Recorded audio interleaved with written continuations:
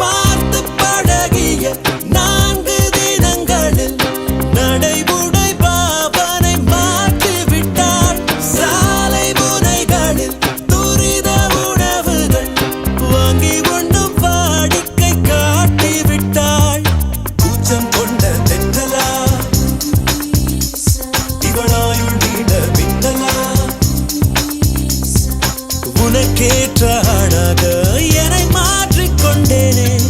ஒவ்வொரு மாலை இளவெயில் நேரம் அழக